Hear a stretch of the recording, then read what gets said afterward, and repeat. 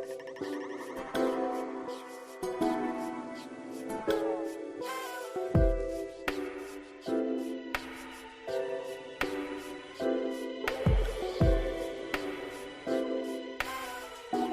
afternoon, Tuscaloosa. Good afternoon, Tuscaloosa and internet world. How are you guys doing on this beautiful Tuesday? Beautiful Tuesday so far. Looks great outside right here in downtown Northport. Appreciate everybody jumping in and hanging out with us on a wonderful Tuesday. This is the Joe Gaither Show right here on BamaCentral, on YouTube. We are on Facebook. We're on Twitter. You can listen to us on Spotify, on Apple Music, and on Amazon, really anywhere where you get your podcasts. Just search up the Joe Gaither Show on BamaCentral. We're bringing you all kinds of Alabama information, sports fun. Trying to hopefully keep it sports fun each and every day, weekdays, right here at 1 o'clock. Big thanks to everybody jumping in with us. You can find us on Facebook, Twitter, and Instagram at Joe Gaither6. Leave me your comments, your questions, your queries, and complaints. Jump in the comments section. I'll put your comment right up so everybody can see. Try to include everybody and anybody and everybody, unless there's some bad word, which we've only had once or twice in a comment. So that's all good. Look, I appreciate everybody hanging out with us. We've had a lot of fun. Look, it's been a fun week and a half, and I'm trying to get right back in rhythm. I'm trying to get back into a rhythm, and it's really important to get into that rhythm as soon as possible because football season is right around the corner. Miss Julene, I see your Twitter. Hello to you as well. Look, football season right around the corner. Last week at SEC Media Days was a lot of fun. Was a lot of fun. Had a blast talking to J.C. Latham, Kool-Aid McKinstry, and Dallas Turner. If you missed that episode, you can look at it on YouTube, on Spotify, and Apple Podcasts. It's listed right there in order last Wednesday. But yes, I've been a little discombobulated. I have been a little discombobulated since SEC Media Days. Just a touch. Look, we had Friday. Friday was a lot of fun out at Brookwood High School watching William Sanders commit to the Alabama Crimson Tide. That was a huge commitment for Alabama. A lot of fun for myself to be there on hand for William. What are we going to do today? This is going to be 1, 2, 3, 4. I got like 4 topics on my list. And we are inching closer and closer and closer to college football season. What's good, Miss Julene? We're inching closer and closer to college football season, so we're about to be in rhythm. Nick Saban's press conference is going to be weekly press conference, Monday, Wednesday, and then, of course, the Thursday, hey, coach. So, look, we're about to be right there in football season. I think Alabama is going to open camp. Let's see. We're on July 25th. I think Alabama's going to open camp on August 3rd is my gut feeling. We're still looking for an official date, but I believe it's going to be August 3rd will be when that really gets up and rolling. If you're an NFL fan, you've got NFL camps opening on Thursday. Really, you got players reporting today. Players reporting to NFL camps today, and camps will open on Thursday. If you're really itching for football preseason, first football preseason action is going to be. Look, Bears are playing first preseason week in 3 weeks, just under 3 weeks, and then you've obviously got the Hall of Fame game that's going to go on probably second week of August. So you're right here, and we've got to find ourselves into a nice little rhythm for the football season. Yes, my man James. Let's start exactly right there. Let's start with Jim Harbaugh. I got 4 topics today. We're going to talk about Jim Harbaugh. We're going to talk about Alabama players in the NFL Top 100. 3 players already revealed. We're going to talk about the CM Newton Classic up here in Birmingham. Alabama getting an opponent revealed today for the CM Newton Classic. And we are going to talk about Saquon Barkley screwing over Josh Jacobs and the rest of the NFL running backs. But let's start with Jim Harbaugh. Let's start with football. Let's start with Jim Harbaugh. Look, okay, if you haven't seen the news, per Ross Dellinger, and now he is with Yahoo Sports. Sad to see him gone from Sports Illustrated, but Yahoo Sports picked up a superstar in Ross Dellinger. Ross Dellinger reporting today that the University of Michigan and the NCAA are working together with Jim Harbaugh. Michigan head coach Jim Harbaugh and the NCAA are working towards a negotiated resolution that is expected to see him suspended for 4 games this season for penalties stemming from alleged false statements that he originally made to investigators. So, look, here we go. Jim Harbaugh is upset. Jim Harbaugh cheated. Jim Harbaugh lied. and the NCAA is doing just a little slap on the wrist. Nothing at all. Oh my gosh. And this is what drives me absolutely bat bleep crazy about the NCAA. Really. It makes me, so last week, we spent, 2 weeks ago, we spent time on Tennessee, and we talked about all their violations, 18 level 1 violations, and they threw the book at Jeremy Pruitt. All right, can't really defend Jeremy Pruitt there. He violated 18 level 1 violations, over 200 violations at Tennessee. You can't really defend Jeremy Pruitt. I'm not really here to do that. But the NCAA throws the book at Jeremy Pruitt and lets Tennessee, the University of Tennessee, kind of off a little easy. Just obviously an $8 million fine. That's pretty expensive. But you've got the institution is protected. The institution of Tennessee is protected. And Jeremy Pruitt, obviously thrown out the door, 6-year show cause. He's probably not going to coach in college football until my children are in college, if that, ever. Jim Harbaugh on the other side. Jim Harbaugh goes, and lies to investigators initially. And what does he say when he comes back? What's his excuse for lying? This dude, come on.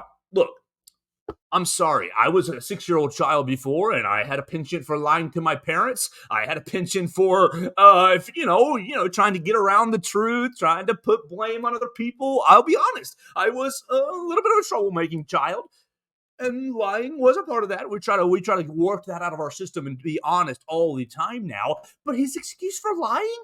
Oh, I didn't remember. What a terrible excuse. An awful excuse to give. I didn't remember. The coach said he merely forgot otherwise insignificant actions. All right, so this is from Ross Dellinger's report. Here's your paragraph. However, lying to two investigators is thought to be a more serious matter. A resolution between the NCAA and Harbaugh seemed distant a few months ago. During 2 meetings in January, the NCAA and Harbaugh held firm and refused to back down from their positions. The NCAA said the coach lied. The coach said he merely forgot otherwise insignificant actions, and thus an impasse resulted. All right, so now Harbaugh has come back and said, "Oh, you know what? I think this stuff happened. Let's work this out." And instead, the NCAA said, "Okay, well, we will work this out, and we're going to give you a 4-game suspension." Harbaugh's impending suspension is centered around an NCAA investigation into recruiting violations committed by he and Wolverine staff members. The NCAA enforcement staff alleged that Harbaugh was dishonest about recruiting violations in his initial meeting with investigators. A quick resolution broke down in January, and Harbaugh refused to admit that he lied to NCAA staff. The 59-year-old coach has maintained he didn't recall the events when first speaking with investigators, but he was never purposefully dishonest. All right. Let's all back up here because we've been around college sports for a hot minute. We love college sports, and we've seen the NCAA doing different things and enforcing penalties. And this blows my dadgum mind. When I'm in trouble with my parents, I don't get to say, "Mom and Dad, you know what I think is a fair punishment? 2 weeks. 2 weeks grounding, I think, is a fair punishment." Or, you know what I think is a fair punishment, Mom and Dad? I'll do the laundry in the house for a month. Or whatever the case may be. I'll clean the kitchen. You don't get to work out your own punishment. You don't get to work out your own punishment for one thing. That's like your first instance. And yes, Julian, if this happened in Alabama football, they would throw Nick Saban or anyone under the bus. And it's interesting. What's fascinating to me is, okay, you get a 4-game suspension for Jim Harbaugh. 4-game suspension, and let's look at these 4 games. Oh my gosh, he's going to be sitting on the sidelines while Michigan plays Eastern Carolina, UNLV, Bowling Green, and Rutgers. What a joke. You're going to sit on the sidelines while the creamiest part of the cupcake schedule is right there at right off the rip. And I'm sure that Harbaugh is going to be sitting in a box somewhere. And who's to say that he won't have any communication with the on-field staff, that he won't have any communication with the staff that's in the box? Well, this is an absolute joke. So that's one hand. Harbaugh gets spared. But other staff members are punished. Former defensive coordinator Mike Macdonald is now with John Harbaugh and the Baltimore Ravens. Mike Macdonald is receiving a 1-year show cause penalty. So the NCAA is basically saying there was wrongdoing here. 1, recruiting violations. 2, lying. And so we're coming back and we're punishing these coaches for recruiting violations. Mike McDonald receives 1-year show cause. 2 current Michigan assistants are expected to receive punishments. Offensive coordinator Sharon Moore and tight ends coach Grant Newsom. So look, you have the NCAA acknowledging wrongdoing. You have the NCAA saying that bad stuff happened or rules were broken. All right, so spin us back to 2008. When was Bruce Pearl? When was Bruce Pearl at Tennessee? Bruce Pearl was at Tennessee. My Wikipedia man says 05 to 11. Yes, 05 to 11. I was in the ballpark with 08. And why? Ask yourselves, remember, let's spin back. Why did Bruce Pearl leave the University of Tennessee?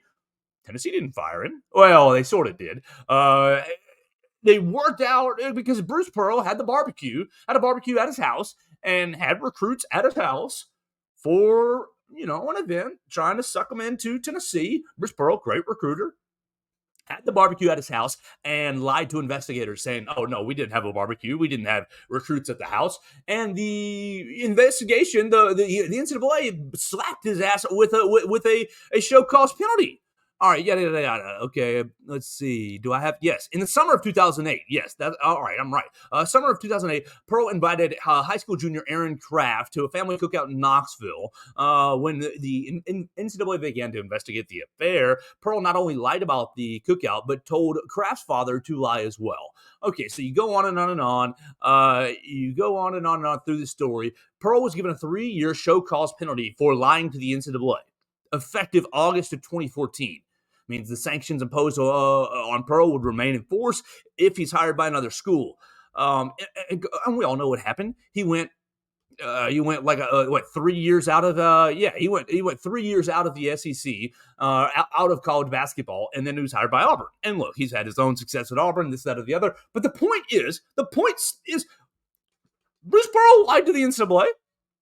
Bruce Pearl lied to the NCAA, and yes, okay, it's a little worse asking the recruit to lie for you as well. But come on, the NCAA, this is what makes me so dadgum frustrated with them, and why we cannot let them be in charge of NIL. You cannot let them be in charge of NIL for this exact reason, because they pick and choose who to punish, how bad to punish, what to do. Let's think about North Carolina basketball. Let's think about North Carolina basketball. Big brand North Carolina basketball was giving fake classes to their students. The antithesis of college athletics. Fake classes. But no, you cannot punish North Carolina basketball. You cannot slap them and really bring them down. What was that? 08 to 11, same period, same time frame as Bruce Pearl. You cannot take down North Carolina basketball because they are one of the big brands of the NCAA. They are carrying your water in the NCAA tournament, making lots of money. The NCAA tournament, the biggest money-making venture for the NCAA. So you can't punish your biggest brand. Everybody loves North Carolina basketball. Everybody loves, North Carolina basketball. So you can't get rid of Roy Williams. It's ridiculous. And so you pick and choose. And so, Tennessee football. 2 weeks ago, we can't punish Tennessee football because, hey, man, they just got back. And they just beat Bama. They did beat Bama. They beat Bama, and then they're now nationally relevant again.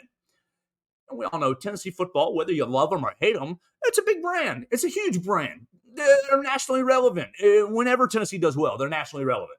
And so, look, we can argue caring about Tennessee or this, that, or the other, but eyeballs are on the Tennessee Vols football team. And the same exact concept is being applied to Michigan right here. Michigan, we cannot cripple one of our blue bloods. We can't cripple one of our big brands. Look, Michigan, you're going to be a top 5 team this year. You're going to be in the college football playoff conversation. You've been in the college football playoffs, the last 2 seasons? Obviously not gone well for you, losing to Georgia and losing to TCU, but you've been to the playoffs the last 2 years. You are a money-making brand. Big Blue Nation, maize and blue. Hail to the victors. Michigan. Can't punish Michigan. Look, if you punish Michigan, then what do? You cripple the Big Ten, and it's just Ohio State.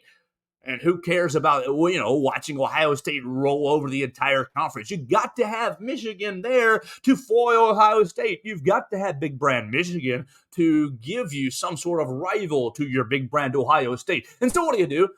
We slap show cause penalties on assistant coaches who are no longer there, who are in the NFL, and we are going to somewhat punish offensive coordinator and an assistant tight ends coach, and we're going to leave Jim Harbaugh A-okay, but he's going to sit out for 4 games. He ain't going to sit out for, Penn State matchup. He's not going to sit out for a Wisconsin matchup. He's not going to sit out for a matchup with Michigan State. He's not sitting out with a matchup with Ohio State. No. We'll let him sit out for 4 games at the beginning of the year with the creamiest part of the cream puff schedule. Eastern Carolina. I mean, okay, we all remember App State going into the big house and beating Michigan. So look, any given Saturday, they could fall. Same for Alabama, same for anyone. But come on, you're suspending the head coach for 4 games after lying to the NCAA. And look, NCAA, you have really made it a precedent over 10 years that lying to the NCAA is like a death sentence. You don't lie to the NCAA. You tell the truth. Look, Tennessee fans, you've got Tennessee people basically touting, hey, we were honest with the NCAA. That's why Jeremy Pruitt got punished. And while we got kind of, as an institution, let off easy because we were honest with the NCAA. We outed all the bad coaches, all the coaches who were cheating. I'm sorry, I have a huge problem with this. Not really because I want Michigan to be punished. No, I don't really care about that. Really, I want consistency. I don't really want North Carolina basketball to be punished. I want consistency. If you're giving fake classes and you're punishing one university, then you need to punish the other universities. And yes, I know that might come back and bite Alabama one day. Maybe. Hopefully not, but the consistency is what's maddening to me. You need to have the consistency, consistency for the sake of competition. You can't look at the NCAA and say, oh, they're going to punish this. I mean, look, remember 1985, mid-'80s, you slap SMU with a death penalty because SMU, Johnny come lately, not a big brand. You can't have them challenge Texas. You can't have them challenge Texas A&M. You can't have them challenge Oklahoma. I'm sorry. This is where the NCAA becomes a criminal enterprise. And yes, James, you're exactly right. This is where the NCAA becomes, just messy. People talk about, oh, it's amateur athletics, the pure amateur athletics. We're sad that all these athletes are getting paid and the amateurism is going away. Look, the amateurism has never been there in my entire life. Now, look, it might have been there in your life, but I've been on this earth for right at 33 years. And so I would contend that the NCAA has been operating, in a nefarious business my entire life. The entirety of my life. And so, like, you've got, okay, you remember Nebraska, you get punished for a little bit for steroids. Like, golly, they just pick and choose. And it did help Alabama. Really, in 2006, it helped Alabama. 2007, and when Coach Saban and his textbook scandal got here. Look, but before Coach Saban, you think about the Albert Means situation. You think about the Albert Means situation in the early 2000s, 99 and 2000. Yes, the NCAA had to do something because literally Philip Fulmer turned you in, and you're kind of, are you fading? You haven't won a national championship since 1992. Obviously, you're still Alabama, but you're here with the mics and all, you've got the just mediocrity that Alabama was mitered in the early 2000s. And so the NCAA really was, easier to punish them. It's easier to punish teams who are not really carrying the brand, not really making you money. Just drives me absolutely crazy. Look, I'm not trying to get Harbaugh in trouble. I don't really care about recruiting violations because recruiting violations are happening literally on every single campus. You're getting text messages in inappropriate times. You're getting phone calls in inappropriate times. You used to be getting, $100 handshakes at Tennessee and still going to Georgia. You got Walter Nolan getting lots of marijuana at Tennessee and still going to Texas. I don't care about recruiting violations. I care about consistency. And the problem is the NCAA and people wanting the NCAA to take over NIL enforcement you're just going to see more and more and more inconsistencies and picking and choosing who to punish, when to punish. And that gives fans ammunition. Look, I'm not going to lie. I'm 1 mile away from Bryant-Denny Stadium. It drives me nuts it drove me nuts 2 weeks ago when people were saying, oh, where did Jeremy Pruitt learn this? Where did Jeremy Pruitt learn all this stuff? Of course he was cheating at Alabama. I don't care about that, but it gives the picking and choosing, the selective punishment gives the ammunition to other fan bases. And so you say, oh, Alabama's been successful for 20 years. Of course they're cheating. I'm not going to sit here and say Alabama's been perfect, but you give these other fan bases tidbits of ammunition, and that's what drives me absolutely nuts because the NCAA is so inconsistently. They'll punish small brands. They'll punish small brands who they can get away with it, but the big brands, the big boys, the people who make the money. You get into a New Year's Six bowl game. You get to an NCAA tournament consistently. You compete in that NCAA tournament. Look, you'll never get punished, Kansas. You'll never get punished, North Carolina basketball.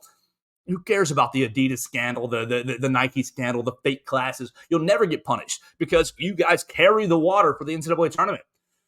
Just drives me absolutely nuts. And so Jim Harbaugh today, congratulations. You got away with it. You got away with lying to the NCAA. Bruce Pearl would like a word. Bruce Pearl is probably sitting back there, and Bruce Pearl is probably getting the news today and kicking a dog, kicking a desk, kicking a something. There's a fat joke to be made somewhere around there.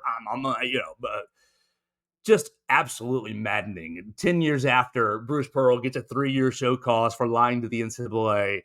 Jim Harbaugh's punishment is a 4-game suspension in the easiest part of the schedule. So good job, Michigan. You got away with it. You worked out your deal. I've never known legitimate punishments to come from working out plea deals. My parents never gave me a say in my punishment. The law, anytime you run into problems with the law, they never really give you that big of a say in your punishment. For Michigan to be able to work out their punishment, and even Tennessee a couple of weeks ago, over the last couple of months, it just shows you the dirty nature, the handshake deal, the backroom dealings that the NCAA really is all about. They want to protect their big brands, and they don't care about anybody else. So, whatever. We're going to move on. And Michigan, we'll see you in the college football playoff if you make it. Obviously, they are predicted to be in the top 5 this coming season, returning tons of starters. Our boy Mark Ingram.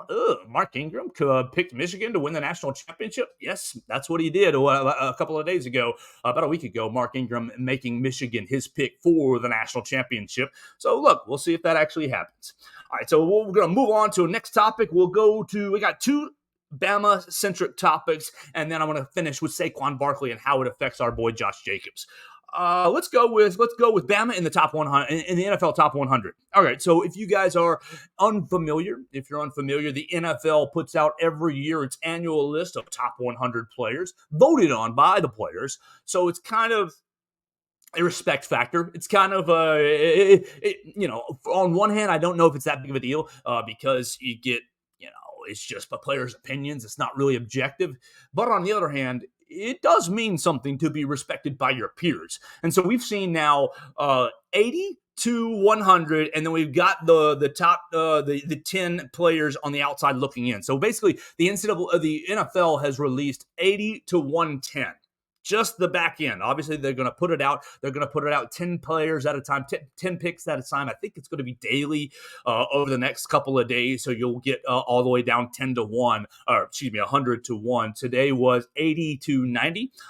80 to 89, actually, it was today. And so Alabama has 3 representatives in the top 100. Nobody from 100 to 110. Nobody on the outside looking in. But right now, you got 3 former Alabama players ranking in the top 100. And we're just going to hit them real quick and kind of talk about what I think it means and what we might see going forward. Look, number 100. Last slot, Mr. Devontae Smith, the Philadelphia Eagles, coming in at number 100. Massive respect for his second season in the NFL, really filling that number 2 role with the Philadelphia Eagles very, very well. You bring in A.J. Brown last season, a draft day trade, and you bump Devontae Smith from the number 1 role to the number 2 role. And look, in college, His last year, he was an absolutely amazing number one receiver. But I think number two is really where he fits in the NFL. He can be absolutely dangerous and destroying number two cornerbacks. You put him against the number ones, and maybe he's a little outmatched physically, just a touch, not detrimentally, but just a touch outmatched physically. You put him against the number two, he can use all his tricks. Dude, his tool bag is deep. So Devontae Smith earning a lot of recognition by his peers, coming in at number 100. Number 92 is our next representative on the list, Mr. Marlon Humphrey. Look, Marlon, that's disrespectful. 92 is disrespectful. Is he one of the better corners in the league? Yes. Now, did I watch a ton of Baltimore Ravens over the last year? No, I'll be honest. I'm usually watching my hapless Chicago Bears and frustrated every single week, but that's just the life we live. Up on Saturdays, down on Sundays, even through the week. It's all good. But no, 92 for Marlon Humphrey is, I think, vastly too low. No, he may have fallen off. I think he was in the 30s last year by the NFL, by the NFL players. Now, Marlon, great corner. Golly, he gives you everything you want from a corner. Now, you're missing the turnovers just a little. You want to have a little more turnovers. Obviously, Trayvon Diggs getting a lot of recognition for his interceptions. But what would you rather have? Would you rather have a corner giving up big plays, and then also securing interceptions? Or would you rather have a corner who locks things down and maybe doesn't get as many interceptions, but is also not getting burned, not getting beat deep, and not giving up a lot of touchdowns? I think that's what Marlon gives you. And if I were a general manager, which I'm not, if I were a general manager, I would want the more consistent player. Yes, you get the highlight reel interceptions for Trayvon Diggs. I'm sure he's going to be seen later in this list, probably in the 60s and the 50s, somewhere in that range. But I would much rather have a cornerback like Patrick Surtain, who's locking everything down. Surtain's going to be a top 20 player, top 15 player if I had it my way. No, I don't. I never got a vote. I'm not in the NFL. But Marlon Humphrey, 92, feels a little low, but you're at least in the mix. Marlon at 92. The next Alabama player, Mr. Tua Tagovailoa, say that 5 times fast. Tua Tagovailoa, the Hawaiian King, comes in at 82. Great. I think that's awesome. Honestly, I think that's really look, everybody who's been detracting on Tua, everybody who's, been the negative side on Tua, you've got an argument due to the health. Look, for 2 years I was in the camp. He's not injury prone. Come on, he's just bad luck. The hip injury is just a bad luck car accident. Starting to lean a little bit to my friends who say he's injury prone. But the fact that he comes in at number 82, I believe, shows the respect factor.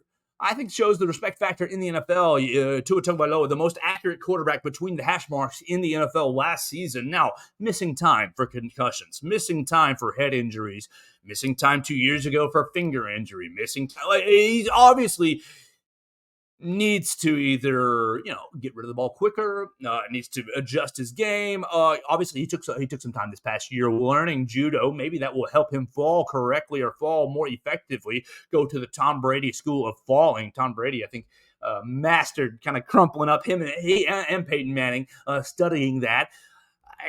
Tua coming in at number 82, I think tells you a lot that the NFL players really respect his game, really respect what he can do, and really respect the way he can run an offense. Now, health aside, I think that you get him out there for 17 games, and the Dolphins are going to make some noise. Look, the AFC East is really interesting to me this season. Well, I'm usually not a big AFC East fan. Jets, Bills, who cares? But I don't want to watch the Patriots, and the Dolphins have been hapless for 20 bleeping years. I understand that. It's been boring. But this year, I think the AFC East is going to be a lot of fun with Rodgers, Tua, with Josh Allen, and then obviously, oh gosh, I just hit it. Now I'm missing one.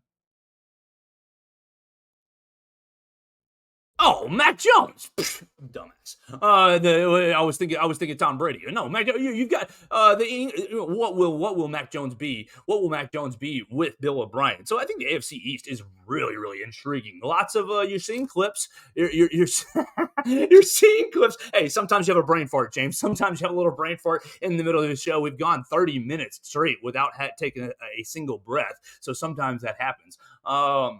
look, people think that Bill O'Brien's going to unlock Mac Jones. I think the AFC East is going to be highly interesting. Will Aaron Rodgers, is he going to take them back to the Super Bowl? I'm seeing people today, go out here and say Garrett Wilson is the second most talented wide receiver that Aaron Rodgers has ever played with. Obviously, a nod to Devontae Adams, but will that be enough? Will that be enough for the Jets to take it? I think the AFC East is really interesting. So back to the main point. Tua Tagovailoa at 82 shows deep respect by his peers in the NFL, and I think that if you stay healthy, come on, Tua, you can take the Dolphins into the playoffs. And yes, James, you're absolutely right. His coach, if y'all run the daggone football more, keep Tua upright, keep everything, down the field consistently and efficiently, I think the AFC East is really intriguing this year. All right, so look, that's what's been released on the NFL 100. You've gotten down to number 80. 3 Alabama players so far represented in the top 100. Guess these dopes were too young to have heard of Donald Driver and Craig Jennings. Yeah, well, Garrett Wilson, pretty talented. Garrett Wilson, I think he's going to end up having a great season. Might want to go pick him up in fantasy and all your redraft leagues. But our point here with the NFL 100 is Alabama already claims 3% of the top 100 players in the NFL. With what? It was 70 more picks. 80 more picks. Yeah, 80 more picks in the NFL. You're going to get Patrick Surtain. You're going to get Derrick Henry. Hopefully, will you get Eddie Jackson? I don't know. You're going to get a lot of other players you're going to get Josh Jacobs, last year's rushing leader. You're going to probably get Mac Jones. You're definitely getting Jalen Hurts. I don't know. Mac might fall out after his bad year last year. You're definitely getting Jalen Hurts. So there's 6. You're getting Quentin Williams, who just signed his massive deal. You're getting you're getting Jonathan Allen. You're probably getting Deron Payne, who also signed a massive deal. That's 9 other players. 9 plus 3. It's 12% of the NFL right off the top of my list, of the NFL's top 100, right off the top of my head. And there's going to be many more. What will the percentage of top 100 players be for Alabama that have Alabama ties? Trayvon Diggs, there's another, and that puts me up to 14. Like, what will the percentage be of Alabama players in the NFL top 100? Will it get up to 20? Will you get up to 20% of the top of the league? I think that'll be absolutely absurd. And look, Nick Saban, everything is recruiting. Everything is used in recruiting. I know Georgia, the new standard, Georgia putting in 14 players in the NFL draft the last 2 seasons each.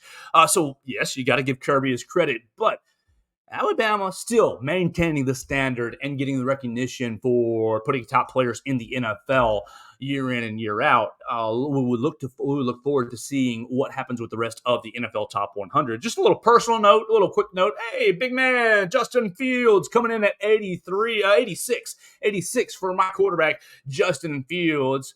Everybody talking about, he's just a running back. And we all know how Kirby poorly used him at Georgia. And then obviously we remember Justin losing to Alabama in the 2020 national championship. But you play for my Bears, you get the bump.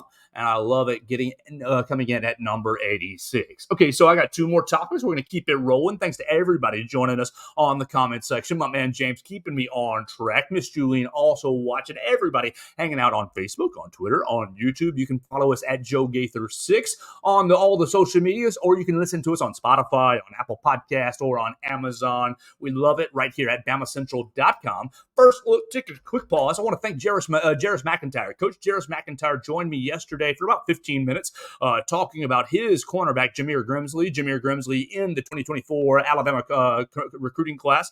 Really interesting conversation. I encourage you to go back and listen to it and figure out an interesting connection, an Auburn connection, making way for Alabama getting a new cornerback in the 2024 class. You can hear that episode on yesterday's program, all those outlets that I just mentioned. Big thanks to Coach Jarris McIntyre joining us yesterday.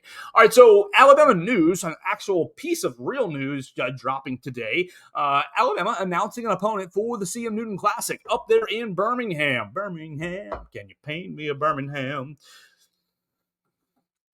The CM Newton Classic up there in Birmingham. Alabama will compete in the 3rd annual CM Newton Classic. Let's see, what was that date again? Mr. Austin Hannon? You can read about it on BamaCentral.com. Is the date not right there at the top, Austin? What the heck? After playing the 2022, is our date not right there at the top? Well, I'll just have to do a little Google. CM Newton Classic 2023. We are playing Liberty, as I just said. December 30th. Boom. December 30th. Thank you very much. That's what I was looking for. December 30th for the CM Newton Classic, and Alabama's going to be playing Liberty. Look, Alabama 0-2 in the CM Newton Classic. Not good. My man Blake Byler reminding me, because I thought it was Liberty. I was confused. My man Blake Byler, follow him at Blake Byler on the Twitter machine for all of Alabama basketball information. Blake Byler reminding me that it was not Liberty that we originally scheduled in the first CM Newton Classic. It was Colorado State. And Colorado State either had a COVID issue or a travel issue. There was a late last-minute substitution, and Alabama ended up playing Davidson in that first CM Newton Classic. Losing to Davidson. No Steph Curry. 10 years after Steph Curry. Losing to Davidson. Not fun. Obviously, Davidson, who was their coach? Their coach, a long-standing great coach at Davidson. Coach Steph Curry still was there, I believe, with the Wildcats. You lost to Davidson. That stinks. That's a loss that you shouldn't have happened 2 seasons ago. You lost to Davidson, but then last year a little more not relaxed, but a little more understandable loss, losing to Gonzaga. You lost to Gonzaga last season, 100-90. Yeah, you lose to Davidson in 2021, and you lost to Gonzaga in 2022. Okay, you get a little more pass losing to Gonzaga, losing to Drew Timme. They obviously have a great program. 100-90 in last season's CM Newton Classic, and I was there. It was awesome to be there. The crowd was into it. It felt like an NBA style. I mean, not quite. It felt like if an NBA arena had a baby with Coleman Coliseum and filled it with Alabama supporters. That's kind of what it felt like in Legacy Arena up there at the BJTC. Very beautiful facility. And then obviously getting back up there last year for the first and second rounds of the NCAA tournament. Lots of fun. I mean, the renovated BJCC is beautiful. So I encourage you guys to get up there December 30th. Alabama's taking on Liberty, the Flames. You're taking on the Flames. You've played Liberty twice in your school's history. Most recently, last year, you won right here in Tuscaloosa, 95-59. And then what? In 2018, is that Oates' first year or Avery's last year? Avery's last year, I believe is what it was. You beat Liberty in Huntsville, 84-75. So your opponent is set for the CM Newton Classic up there December 30th. You're taking on the Liberty Flames, so it's going to be a lot of fun. Yes, it's technically a neutral site game, but come on, we got to pack it up. We got to pack it in, Alabama fans, and support the Crimson Tide. Look, Birmingham's done a great job supporting Alabama, and look, I think it's very cool that Nate Oates is taking Alabama on the road in the state of Alabama. He also played down there at South Alabama last season in Montgomery, Mobile, South Alabama. I drove down there, goodness gracious, and it was a lot of fun. So I love seeing Alabama basketball traveling throughout the state, trying to let everybody, Tuscaloosa is not always the easiest place to get to on a weeknight for a Tuesday night, Wednesday night SEC matchup, allows more people to see the Alabama Crimson Tide. So we'll look forward to the schedule being more and more set as it's starting to take shape. Lots of great opponents going up to Canada to play Purdue, and going out to Arizona, and we're going to play the CM Newton Classic against Liberty up there in Birmingham on December 30th. All right, last topic for the day, and we're going to connect two things. We're going to connect Saquon Barkley to Josh Jacobs. All right, Saquon Barkley, if you did not see it or if you don't care because they're an Alabama football fan, say okay. Saquon Barkley, running back for the New York Giants, was part of the running backs who were disgruntled, he didn't sign a long-term contract. He was franchise tagged just like our man Josh Jacobs, and obviously upset about that, wanting a long-term deal, wanting a long-term security. Josh Jacobs obviously, got close to having a long-term contract with the Raiders, never materialized, now in a holdout. And y'all heard me talk about the NFL running backs all banding together, jumping on Zoom, complaining about the state of the running back the state of the running back contracts in the NFL.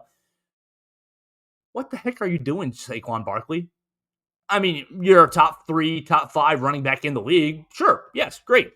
Your franchise tag would have paid you $10 million. Would have paid you right at $10 million.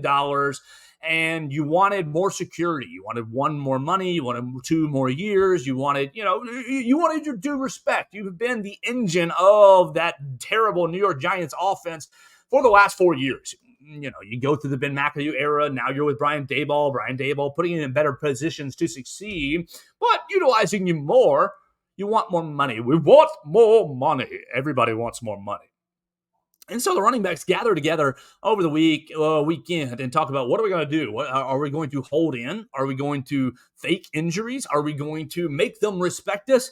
And what the hell do you do, Saquon? I mean, I'm sorry. What do? You turn around and you sign a 1-year contract worth $11 million. So you didn't get any more security, and you got $1 extra million. You got a $2 million signing bonus. So, okay, you got $2 million right up front. But the total value of your contract only goes up by $1 million. You don't get extra years of security.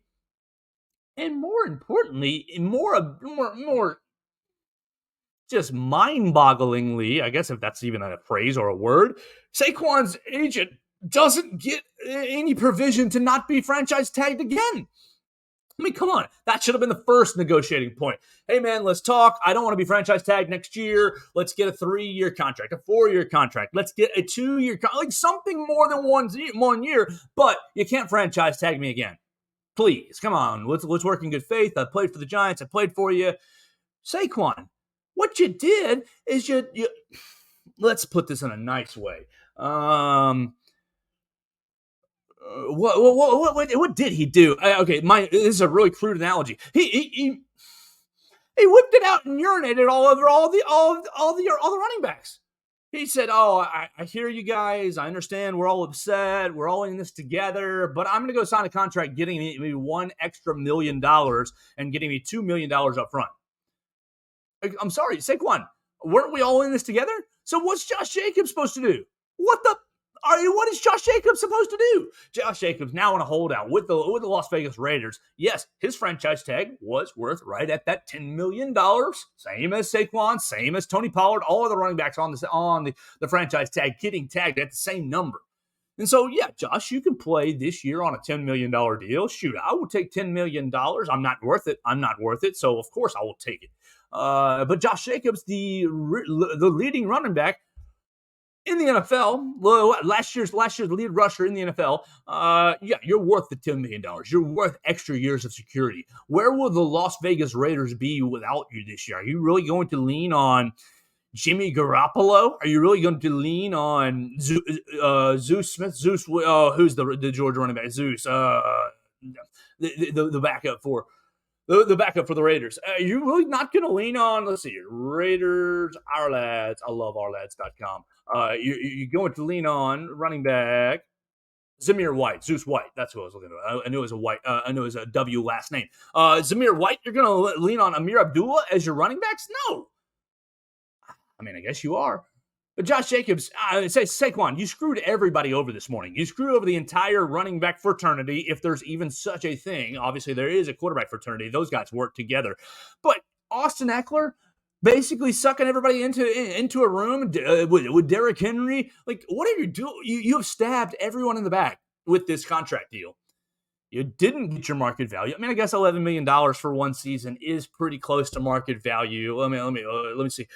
Average annual value of running backs. I looked this up yesterday, day or so ago. Yeah, McCaffrey's coming in this year at $16 million. $16 million for McCaffrey. Alvin Kamara at 15. Derrick Henry at 12. Nick Chubb at 12. And Aaron Jones at 11.5. Saquon Barkley, you basically bumped up by $1 million, and you're still behind Aaron Jones. You're still, 1, 2, 3, 4, 5. You're still the 6th highest paid running back in the league this season. You stabbed all your guys in the back.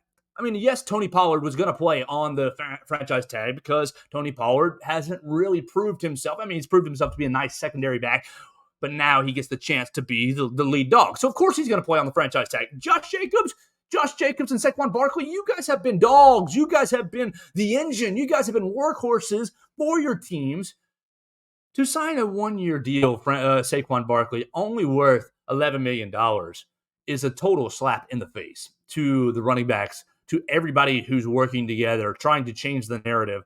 And Saquon, I mean, I guess it's a dog-eat-dog world. You got to look out for number one first. And I mean, obviously, your value. Look at Le'Veon Bell. You miss 1 year, your value dips and your production dips. And obviously, I think you lose some skill as well. Le'Veon coming back with the Jets, never the same as he was with the Steelers. But goodness gracious, just absolutely disrespectful to the rest of your running back brethren. All right, so that's going to do it for our program today. We've had a fun 45 minutes. I appreciate everybody jumping in and joining us on the Facebook machine and in the comments, on Twitter, on YouTube. Everybody jumping in and joining us. You can find us at Joe Gaither 6 on Instagram, Facebook, YouTube, really any of your social medias at Joe Gaither 6. So, send me your comments, questions, queries, and complaints.